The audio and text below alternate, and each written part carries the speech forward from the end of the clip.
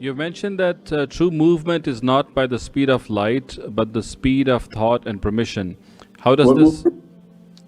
You have mentioned that the movement is not by the speed of light, but by the speed of thought and permission. How does this reality apply to the soul's journey during sleep, dreams, or meditation?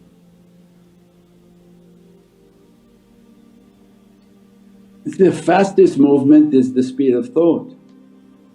So when one is sleeping with wudu and is seeking knowledges, it's not moving at the speed of light. That's why they don't talk about the soul. If it took you 10,000 light years to get here, your round trip would be a long time. You wouldn't have time to dream and to even achieve anything. That's why they don't talk about these realities. So they came up with these theories until Allah wanted to humble them. And that's when we go back and remind you, spaceship is moving 6,000 miles an hour.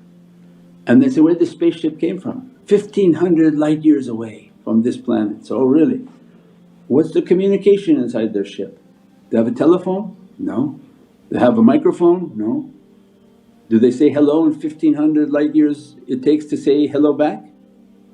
How could it be? So they couldn't explain what's the form of communication. Is light bending and what all these crazy theories they were coming up with.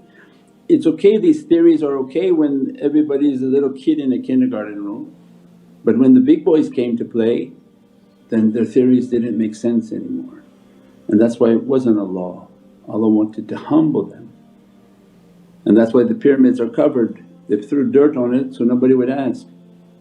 If the people would ask they would understand, you're still a baboon, how these people made these things? We think we are the highest in technology. What technology we have that was so amazing? A mobile phone is the height of our technology? No. Look at their structures, what they were making. Now these ships are coming in from these dimensions, it's thousands of miles an hour, 1500, 2000 light years away. They have ships now, if you Google ships taking plasma from the sun, they show a ship like 10 times bigger than the earth, it looks like a shadow going next to the sun, pulling plasma and leaving in an instant. We have a mobile phone.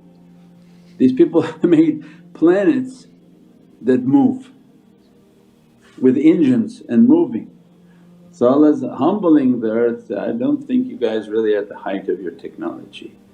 It's just now we are talking animals. Natiq, what they call haywan al-natiq. We are just now back to planet of the apes. We act like gorillas, we talk nice and we talk with the tongue, but we don't have the character of the heavens anymore. We have more the character of the jungle. And our technology is not good. You know, the technologies of those whom they use their energy and their soul, what kind of information they got.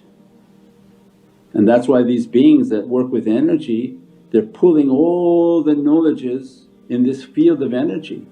Their ships are alive and people don't understand it. When they're looking with they look with a telescope and they say, this is a star. Then they look at the star, it's moving. It's not a solid image, it's moving and changing colours as if it was something and you're looking through an ocean. Like wave of an ocean is coming so it's looking morphed. Just like if you were on top of the ocean and you try to look down, how the wave is kind of distorting, is that a rock? I don't know, look like a clam, is it a rock? Same is happening when people are now looking with their telescopes at the stars, they're not a solid image. Why? Because they're lights.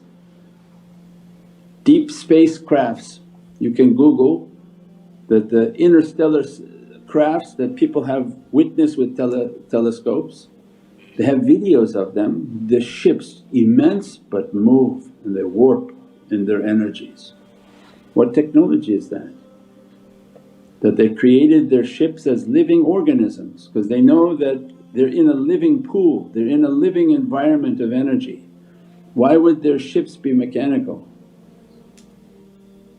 Right? They would make an artificial organism powered by energy, and that organism would be moving in these oceans of reality. So the sciences they were teaching is not the height of science, and that's why Allah gives in Holy Qur'an, because the Qur'an is on top of everything, that above every knower there's a knower. Allah's infinite capacity of realities can't be mastered, can't be understood, and only drops of it will be brought into existence.